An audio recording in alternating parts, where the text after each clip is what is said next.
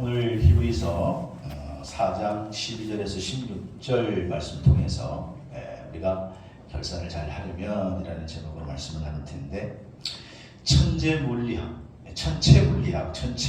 통해서 노벨 물리학상을 받은 수브라마니안 찬드라세카르라고 하는 박사님이 있습니다. 찬드라세카르.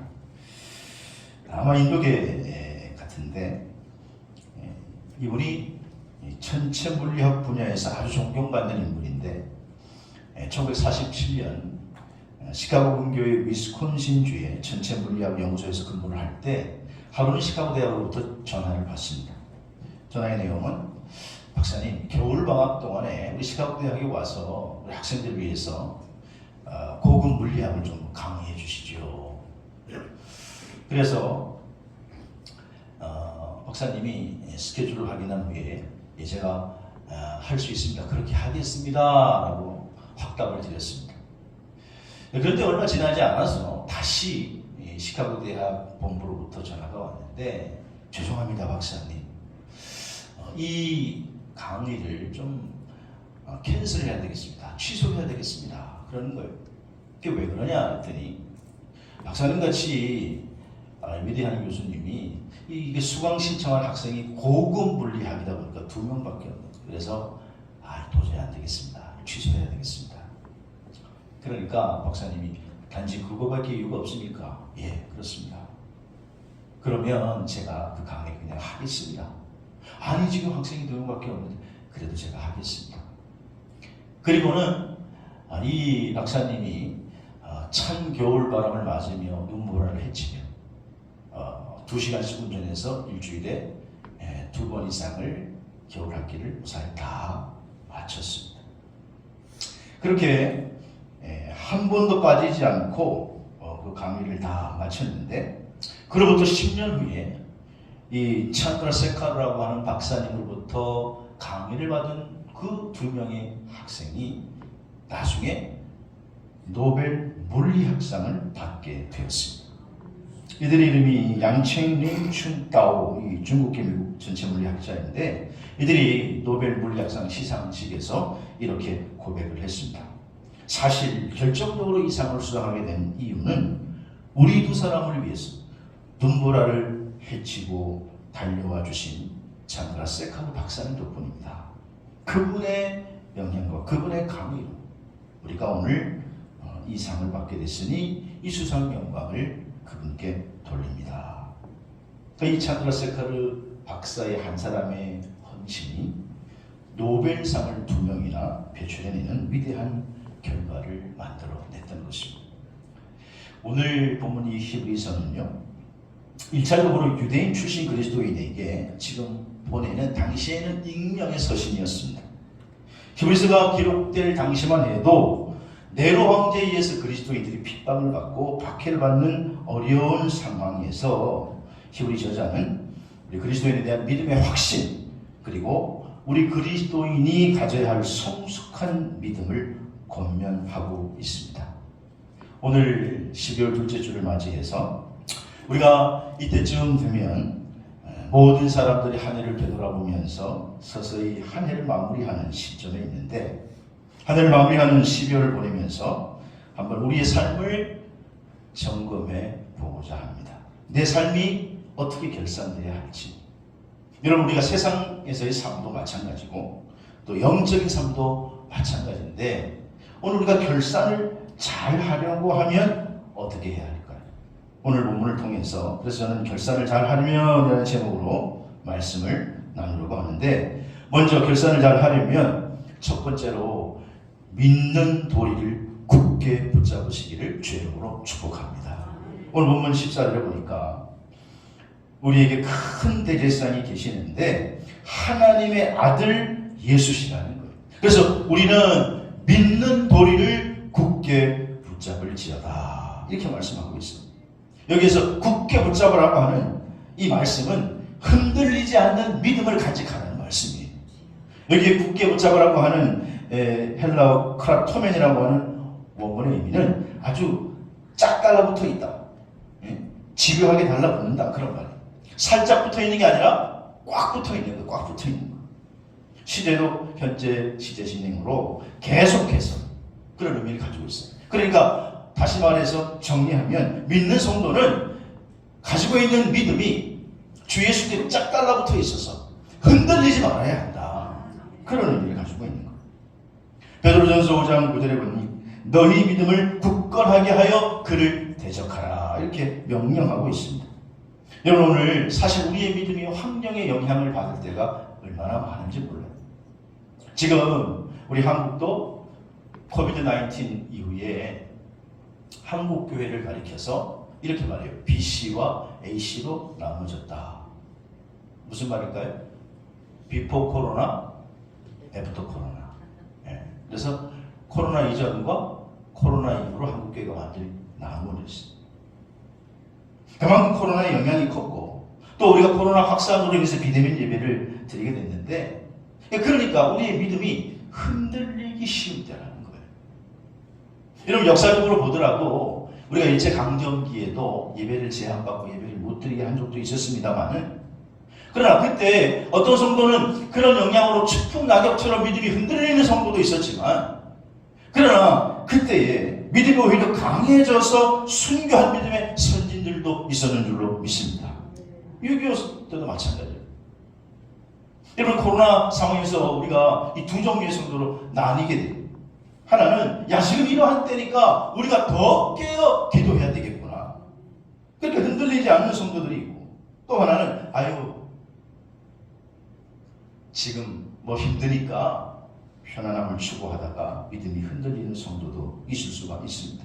오늘 우리가 믿음의 결산을 잘 하려면 내 인생의 결산을 잘 하려면 오늘 히브리 기자가 고민한 대로 믿음이 흔들리지 말아야 될 줄로 믿습니다.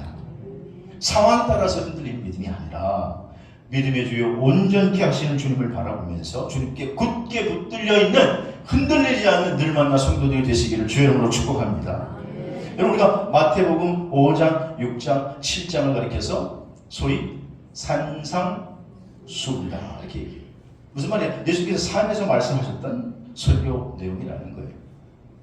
그런데 그 산상수훈의 마지막 결론이 마태복음 7장 24절에서 29절까지 말씀입니다. 예수님께서는 그 말씀을 하시면서 결론으로 예수님은 믿음을 집 짓는 것에 비유해서 말씀을 하셨어요. 그래서 우리가 두 가지 집이 있는데 믿는 성도들에게 첫째는 반석 위에 지은 집이 있을 수가 있다는 거예요. 또 하나는 어디 위에 지은 집? 모래 위에 지은 집. 근데 여러분 그 두 집의 겉모습은 다를까요? 같을까요? 다를까요? 같을까요? 같아요. 모래 위에 지은 집이라니까 모래로 집을 지었나? 아니고 겉모습은 똑같아요. 기초가 다르단 말이에요. 근본적인 차이는 기초에 있어요. 반석 위에 지은 집은 땅을 깊게 파고 견고한 바위를 기초로 집을 지은 것이고 모래 위에 지은 집은 기초 없이 약한 모래 위에 그냥 집을 세운 거예요. 평소에는 차이가 없어요. 모양도 똑같아요. 그런데 비가 오고 홍수가 나고 바람이 불면 그 집의 가치가 그 집의 실상이 드러나게 된다는 것입니다. 그러므로 흔들리지 않는 반석 위에 세운 집은 무너지지 않고 모래 위에 세운 집은 맥없이 무너져 버리는 거예요. 그래서 예수님께서 마태복음 7장 24절에 산상수훈의 결론을 이렇게 말씀하세요. 한번 읽어볼까요? 시작. 그러므로 누구든지 나의 이 말을 듣고 행하는 자는 그 집을 반석 위에 지은 지혜로운 사람 같다라는 거예요. 우리가 주목해야 할 말은 내 말을 듣고 나의 이 말을 듣고 어떻게 하는 사람이? 행하는 사람이 반석 위에 지은 집과 같아. 말씀대로 행하는 사람, 믿음대로 살아가는 사람을 의미하는 거예요. 여기서 우리 그리스도인들이 믿음으로 살아가는 삶의 대표적인 그러면 예는 뭐가 있을까요? 여러 가지가 있겠지만 믿는 성도라고 하면 예배드리는 삶이 우리가 살아가는 삶의 대표적인 겉모습일 것입니다. 오늘 코로나나 또 앞으로 그 외에도 여러분 앞으로 가면 갈수록 환경은 신앙생활하기 좋을까요? 어려울까요? 점점 어려워집니다. 복잡한 상황이 더 발생할 수 있습니다. 믿음의 시험대에 있는 것입니다. 그러나 바라기는 우리의 믿음의 성도들이 믿음의 시험대에서 흔들리지 않는 믿음으로 결산을 잘 할 수 있기를 주님으로 축복합니다. 다니엘이라고 하는 사람을 여러분 아시잖아요. 다니엘 6장에 보시면 다니엘이 사자굴에 갇히죠. 근데 그 사자굴에 갇히기 전에 그는 갇히지 않을 기회가 있었습니다. 그런데 그는 그것을 마다하고 예루살렘 성전을 향하여 그날도 예전과 다름없이 창문을 열고 기도했다는 거예요. 다시 말해 오늘날로 표현하면 여전히 예전과 같이 예루살렘을 향하여 예배드렸다 그렇게 말하는 거예요. 그걸 하면 사자굴에 갇히는 줄 알면서도 죽는 줄 알면서도 마지막 예배라고 생각하고 아마 다니엘은 하나님 나 이제 마지막 예배를 하나님 앞에 올려드립니다. 그런 심정을 드렸을 거예요. 여러분 그 다니엘의 마음에 불안함이 있었을까요? 불안함이 있었다면 그렇게 했겠습니까? 그는 오직 하나님께 굳건히 붙들려 있었기 때문에 흔들리지 않고 하나님을 대면하여 살아있는 예배를 드렸는 줄로 믿습니다.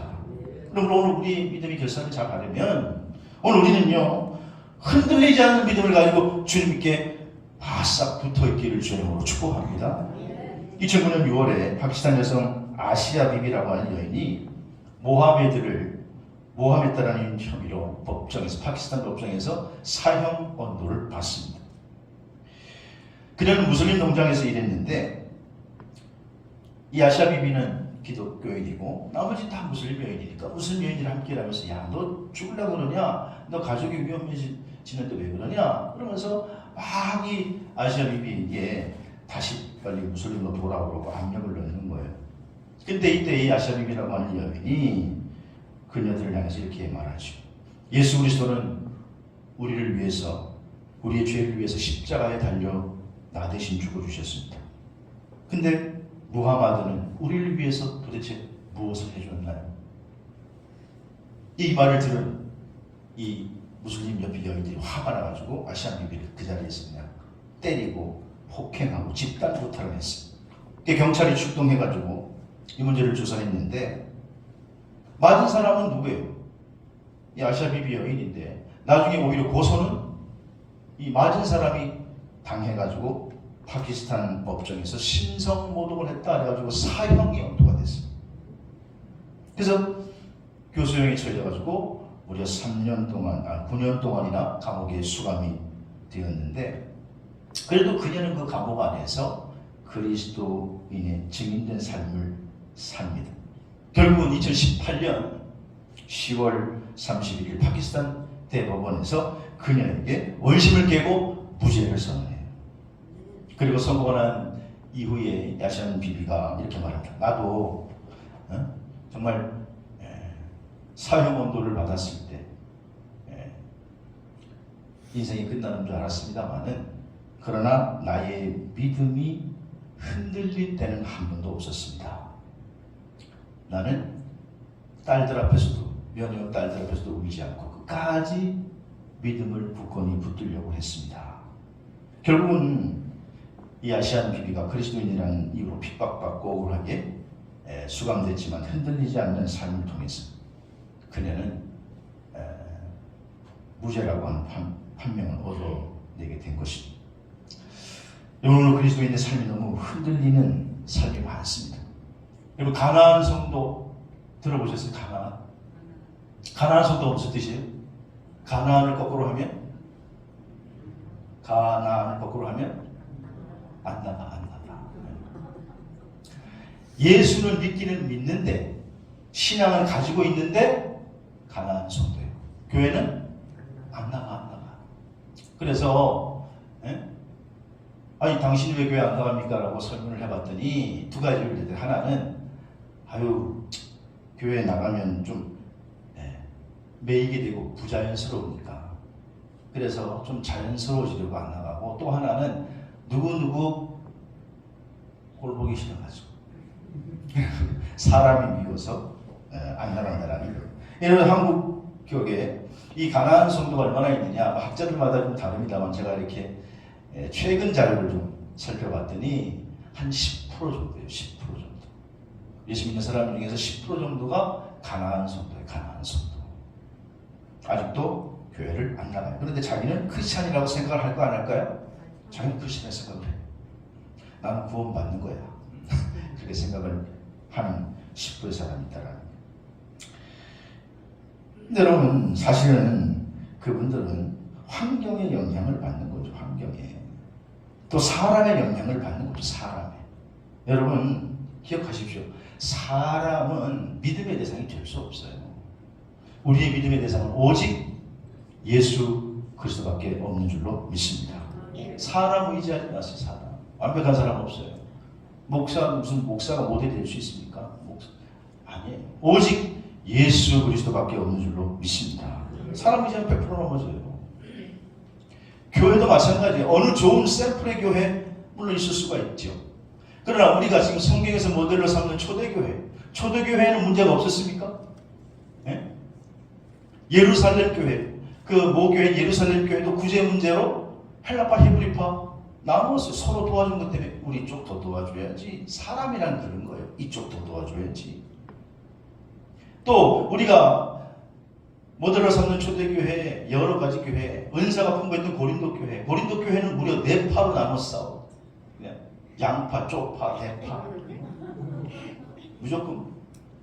여러분, 이 세상에 완벽한 교회는 없습니다. 완벽한 교회가 있다면 어디에 가고 있을까요? 완벽한 교회 성도가 되고 싶으면 빨리 죽으셔서 천국에 가야 돼요. 천국에는 천상교회가 있습니다. 그러므로 사람이 흔들리는 망한 손. 결산을 잘 하려면 믿음이 흔들리지 않게 되기를 주의 이름으로 축원합니다. 두 번째로 결산을 잘 하려면 오늘 보면 12절입니까? 하나님 말씀은 살아있고 활력이 있다. 그러니 그 말씀을 붙들어야 한다. 살아있는 말씀에 붙잡히게 되기를 주의 이름으로 축복합니다. 이게 살아있다라고 하는 것은요, 그냥 살아있는 게 아니에요. 원의 의미가 생명의 기능을 막 발휘하는 거예요. 아주 활발하게. 활력이 있다는 말은 단순한 활력이 아니라 강력한 움직임, 효과 있는 움직임을 말하는 거예요. 원어적인 의미가. 그러므로 하나님 말씀은 살아있고 활력이 있기 때문에 믿는 성도가 말씀에 붙잡히면 그 말씀의 능력에 대해서 우리의 삶을 지배하게 되는 줄로 믿으시기 바랍니다. 사도행전 18장 5절에 보면 바울이 하나님 말씀에 붙잡혀서 예수가 그리스도라 밝히 유대인들에게 증언할 때에 그 유대인들이 바울을 가만두지 않았습니다. 괴롭혔습니다. 그래서 사도행전 18장의 배경은 고린도 교회에서 사역할 때 배경이거든요. 근데 유대인들이 너무 이 바울을 괴롭히니까 바울은 너무 힘들었어요. 그런데 그럼에도 불구하고 이때에 하나님의 말씀의 능력에 바울이 붙잡히니 하나님 말씀이 능력이 되어 그가 그 어려운 환경을 이기고 승리하게 된 줄로 믿습니다. 여러분, 우리가 삶이 어렵고 힘들 때 살아있는 하나님의 말씀이 내 삶을 확 지배하면 내가 능히 이기게 되는 거예요. 그래서 저도 힘들 때 묵상하는 말씀 가운데 하나가 사도행전 20장 22절에서 24절 말씀입니다. 바울이 전도여행을 마치고 마지막으로 예루살렘으로 가야 하는데 이제 그가 밀레도에서 고별 설교를 할 때 에베소 장로님들을 초대해가지고 설교하고 이제 이별하는 장면인데 그때에 설교를 마치고 나 이제 예루살렘으로 간다 그러니까 에베소 장로들이 어떻게 해요? 바울을 붙잡습니다. 붙잡고 가지 말라는 거예요. 왜냐? 가면 당신 어떤 일을 당할지 모른다. 무슨 일을 당할지 알지 못한다. 가지 말라. 그런데 그때 바울이 고백한 게 사도행전 20장 22절부터예요. 보라, 나도 이제 성령에 매여서 예루살렘으로 가는데 사실은 거기에서 무슨 일을 당하는 건지 나도 알지 못한다. 그걸 내가 안다. 가서 어떤 일이 벌어질지 모르는 걸 나도 알고 있다. 그래서 거기에서는 결박과 환난과 핍박이 나를 기다린다고 성령께서 얘기해 주셨는데, 근데 내가 달려갈 길과 주 예수께 받은 사명 하나님 은혜의 복음을 마치려 하는 이래는 조금 더 내 생명을 귀한 것으로 여기지 아니하노라. 그렇게 얘기하는 거예요. 그래서 바울은 성령에 매였기 때문에 예루살렘으로 간다는 거예요. 여러분, 우리가 힘들고 어려운 삶이 우리에게 다가오면 우리 자신을 먼저 점검해야 될 게 뭐냐? 내가 지금 성령에 매여 있는가? 내가 지금 성령에 매여 있는가? 이 말씀으로 나를 점검하면 그 말씀이 나를 확 잡아요. 말씀의 능력이 나를 확 사로잡을 때 어렵게 그냥 그렇게 커 보였던 문제도 말씀의 능력이 나를 사로잡으면 점점점 작아질 줄로 믿습니다. 그래서 우리가 믿음의 결산을 잘 하려면요, 능력 있는 하나님 말씀에 붙잡혀야 되는 줄로 믿으시기를 바랍니다. 말씀에 붙잡히면 되는 거예요. 왜냐? 하나님 말씀은 살아있고 활력이 있어 좌우의 어떤 날선 검보다도 예리하여 혼과 영과 및 관절과 골수를 찔러 쪼개기까지 하며 또 마음의 생각과 뜻을 판단하시는 능력이 있기 때문인 줄 믿습니다. 그 말씀의 능력이 사도들 앞에 살아가야 돼요. 그래야 우리 인생 결산을 잘 할 수가 있다는 거예요. 하버드대 비즈니스 리뷰라고 하는 잡지가 있어요. 하버드 비즈니스 리뷰. 이 잡지는 하버드대의 경영대학원 소유의 월간 경영 잡지인데, 근데 이 잡지에 아주 재밌는 연구 결과를 발표한 적이 있어요. 2016년 판에 성경 묵상이 현대인의 스트레스를 해소한다. 그런 제목으로 이 잡지에 글이 기고된 적이 있어요. 이 글은 하버드 의대 교수인 벤스 박사가 기고한 것인데, 자기가 치료한 환자들을 대상으로 그 연구 결과를 이 잡지에 보고를 한 거예요. 근데 이 벤스 박사가 자기 환자들을 가만히 살펴보니까 스트레스로 심장이 이상한 환자들이 자기 환자들 중에 많이 있었는데, 그 중에 그 환자들이 급격히 그 병세가 좋아지는 현상이 나타나게 됐다는 거예요. 그래서 왜 그렇지? 하고 조사를 해봤는데, 그 생활을 분석해 본 결과 갑자기 좋아진 분들은 크리스찬이었는데 하나님의 말씀을 묵상한 것이 그들에게 좋아진 원인이었다라고 하는 것을 발견했어요. 그래서 그것을 그냥 하나의 현상이 아니라 과학은 결과니까, 그래서 뚜렷하게 얻기 위해서 미시간대 심리학 교수인 스테핀 코트란 박사와 도움을 받아가지고 본격적인 연구를 해봤어요. 임상심리를 임상을 쭉 해봤어요. 그랬더니 성경을 본 사람과 성경을 보지 않은 사람, 이렇게 나누어가지고 정말 실험을 해봤는데, 두 학자의 연구 결과에 따르면 성경을 묵상한 사람들이 아스피린이나 소화제를 먹는 것보다도 약효가 더 좋았고, 또 정신적인 피로도 훨씬 더 해소하는 효과가 커서, 그래서 하나님 말씀을 묵상할 때에 그 말씀의 능력이 그들에게 건강에 어떤 효과를 좋게 나타난다라고 하는 연구 결과를 얻게 되었다라고 하는 거예요. 여러분, 그냥 하나의 이론이 아니라 실제로 임상을 통해서 나타난 결과라는 거예요. 그래서 살아있는 하나님의 말씀이 내 생각과 내 마음을 지배할 때 놀라운 역사가 나타나게 되는 줄로 믿습니다. 그래서 지혜의 왕 솔로몬은 잠언서 4장 23절에 뭐라고 얘기해요? 문을 지킬 만한 것 중에 뭘 지키라? 내 마음을 지키라. 왜요? 생명의 근원이 이에서 남이니라. 거기에서부터 나온다는 거예요. 하나님 말씀을 우리가 마음으로 묵상하면, 하나님 말씀을 우리가 붙들면 죽고 사는 것이 거기에서 나온다. 행복의 근원이 거기에서 나오는 줄로 믿습니다. 그러므로 하늘을 결산하면서 살아있는 말씀, 능력 있는 말씀에 사로잡혀 마무리를 잘하는 저와 여러분 되시기를 주의 이름으로 축복합니다. 세 번째로 결산을 잘하려면 은혜의 보좌 앞에 오늘 나가야 한다. 오늘 보면 16절을 보니까 때를 따라 돕는 은혜를 얻기 위하여 은혜의 보좌 앞에 담대히 나아갈 것이니라. 이렇게 말씀하고 있습니다. 여기에서 나아가다라고 하는 원어의 의미는요, 누구누구에게 가다, 누구누구에게 접근하다, 그런 뜻을 가지고 있어요. 또 담대히라고 하는 말은 확신과 자신을 가지고 나가는 거예요. 그러니까 믿는 성도는 확신과 자신을 가지고 은혜의 보좌 앞에, 하나님 앞에 담대히 나아갈 때에 결산을 잘 할 수 있는 승리의 삶을 살 수 있는 줄로 믿으시기를 바랍니다. 시편 기자는 시편 102편 2절에 기쁨으로 여호와를 섬기며 노래하면서 그의 앞에 나아갈지어다 그랬습니다. 오늘 삶의 결산, 믿음의 결산을 잘 하려면 우리 성도들은요, 하나님의 보좌 앞에, 하나님 앞에 나아가 살아야 한다는 거예요.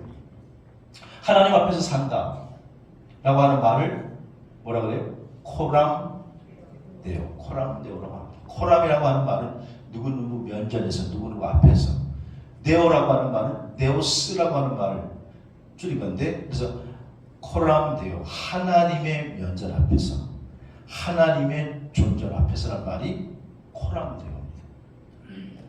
근데 여러분, 성경에는 코람데오의 삶을 가장 잘 산 사람을 꼽으라면 저는 구약의 요셉을 꼽으려고 합니다.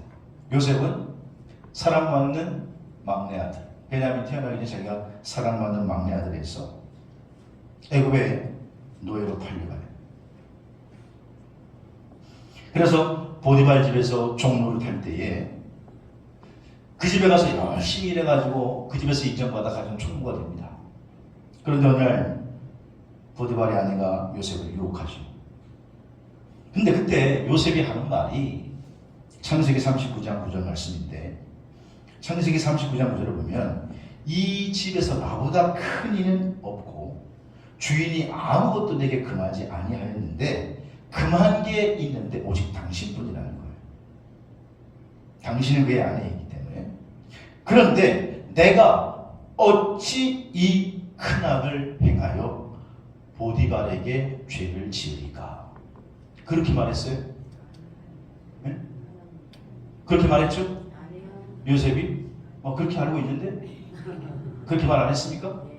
네, 그렇게 말 안 했습니다, 요셉이. 내가 어찌 당신을 범하여 보디발 아내인 당신을 범하여 보디발에게 죄를 범하니까 하지 않고, 요셉은 뭐라고 얘기했습니까? 내가 이 어찌 큰 악을 행하여 하나님께 악을 범하니까.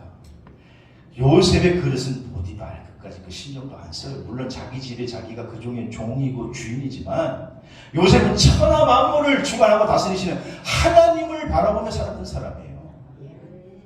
하나님 앞에 내가 어찌 죄를 범하겠느냐라는 거예요. 그의 인생의 그릇은 벌써 보디발과도 차원이 다릅니다. 그러니 보디발에게 내가 죄를 범하리까가 아니라 어찌 하나님 앞에 죄를 범하겠느냐라는 거예요. 그는 늘 하나님 앞에서 코람데오의 삶을 살았습니다. 그래서 하나님께서 그를 연단시키고 오히려 그 일을 통해서 감옥에 가지만, 그러나 그것을 통해서 그가 애굽의 국무총리가 되는 길이 활짝 열리게 된 줄로 믿습니다. 사랑하는 성도 여러분, 결산을 잘 하려면 우리는 코람데오, 하나님의 존재 앞으로 나아가는 삶을 살아야 될 줄로 믿습니다. 해촌 김학수 화백이라는 분이 있는데, 이분은 평양 출신이고 기독교 미술협회 회원으로 한국 역사 풍속 화가입니다.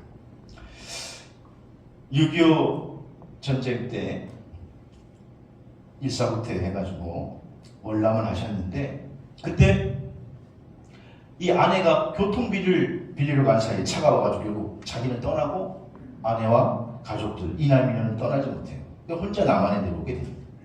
그 후에 남한에 와서 2009년까지 살다가 소천하셨는데 58년을 홀로 사셨습니다. 그 나중에 교회도 개척하시고 장로로 심호하면서 한국화를 그리면서 후학들을 가르쳤는데, 근데 이 김하수 화백이 아내와 자녀들을 생각하며 온종일 그림 그리기만 열중하다 보니까 몸에 병이 생겼어요. 건강이 극도로 악화됐어요.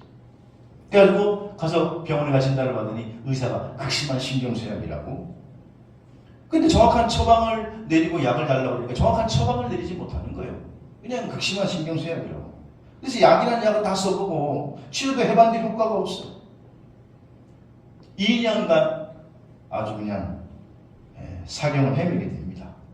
그때 김화백의 마음속에 들린 음성이 너 하나님 앞에 나가야 산다.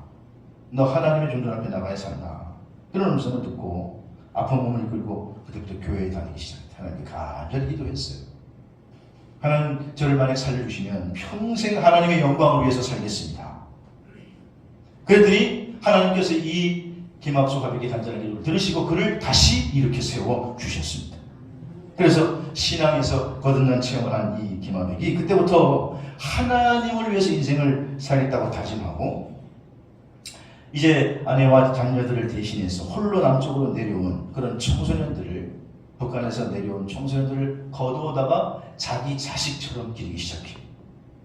그래가지고 먹이고 입히고 공부시키고 심지어 미국 유학까지 보내서 뒷바라지를 해요. 그래가지고 무려 친자식처럼 키운 자녀가 32명이나 돼요. 놀라지도 않아요.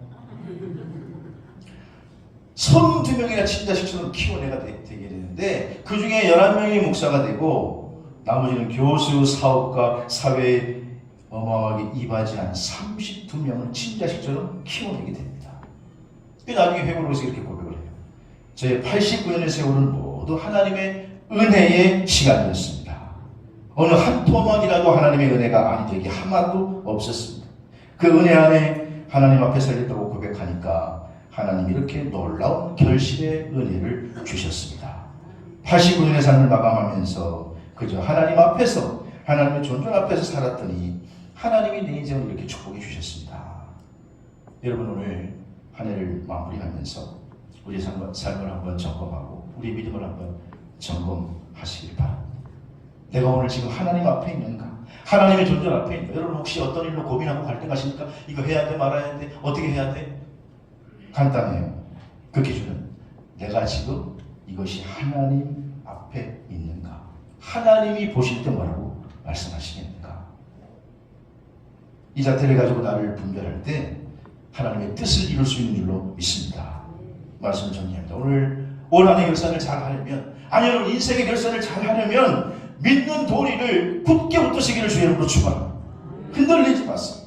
그리고 능력이 하나님 말씀에 붙잡혀 사는 인생 되시기를 바랍니다. 그리고 오늘도 하나님 앞에 나왔지만 여러분 늘 하나님의 보좌 앞에 담대히 나아가는 삶을 살 때에 하나님께서 그런 삶을 붙드시고 축복하셔서 잘했다 충성된 종아 칭찬받는 저와 여러분 될 수 있기를 주의 이름으로 축원합니다.